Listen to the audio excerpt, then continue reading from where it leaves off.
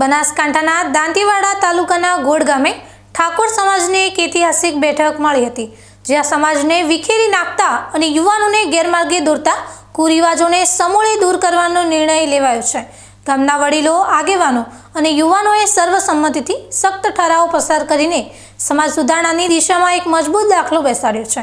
આ બેઠકમાં ભાગેડુ યુવક યુવતીઓ સાથે વ્યવહાર રાખનારને 1 લાખનો દંડ, ડીજે પર પ્રતિબંધ અને દારૂ વેચવા પર સખત દંડ જેવી જોગવાઈઓ જાહેર કરવામાં આવી છે. આ નિર્ણય સમાજ માટે એક નવો માર્ગ ખોલશે. બનાસકાંઠાના દાંતીવાડાના ગોડ ગામે ઠાકોર સમાજના સર્વાંગી વિકાસ અને સમાજમાં ફેલાયેલા ગેરવ્યવહારને અટકાવવા માટે નિર્ણાયક બેઠક મળી હતી. આ બેઠકમાં ગામના દરેક પરિવારે નિયમોનું કડકપણે પાલન કરવાનો સંકલ્પ લીધો. સમાજે સ્પષ્ટ ઠરાવ કર્યો કે જો ગામનો છોકરો કે છોકરી ભાગી જાય તો સમાજનો કોઈ પણ સભ્ય તેમની સાથે કોઈ પણ પ્રકારનો વ્યવહાર રાખશે નહીં. જો કોઈ વ્યક્તિ આ નિયમનું ઉલ્લંઘન કરશે તો તેમને 1 લાખનો સખત દંડ સમાજ દ્વારા કરવામાં આવશે, જેથી સમાજમાં શિસ્ત જળવાઈ રહે. આ ઉપરાંત જો કોઈ છોકરો ગામ બહારની ગેરકાયદેસર છોકરી સાથે લગ્ન કરીને લાવે તો તેમની સાથે પણ સમાજ વ્યવહાર બંધ કરશે.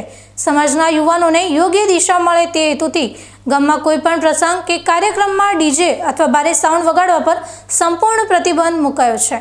ખાસ કરીને નવરાત્રી દરમિયાન ડીજે વગાડવા પર 51,000નો દંડ નક્કી કરાયો છે. સમાજને નશામુક્ત બનાવવાના લક્ષ્ય સાથે ગામમાં દારૂ વેચનાર કે ચલાવનાર કોઈ પણ વ્યક્તિ કે પ્રવૃત્તિ સામે પણ 51,000નો દંડ ફટકારવાની જોગવાઈ કરવામાં આવી છે. વધુમાં લગ્ન અને સગાઈ જેવા શુભ પ્રસંગોમાં પરિવારો પર આર્થિક બોજ ઘટાડવા માટે ઓઢામણા અને મોટી રોકડ રકમ આપવાની પ્રથાને પણ સંપૂર્ણપણે બંધ કરવાનો મહત્વપૂર્ણ નિર્ણય લેવામાં આવ્યો છે. આ ઐતિહાસિક બેઠકમાં વડીલો, આગેવાનો, યુવાનો અને પરિવારોની મોટી સંખ્યામાં હાજરી જોવા મળી હતી અને સર્વસંમતિથી આ નિર્ણયોને સમર્થન આપવામાં આવ્યું છે, જે ગોડ ગામને સમાજ સુધારણા તરફ અગ્રેસર કરી રહ્યું છે.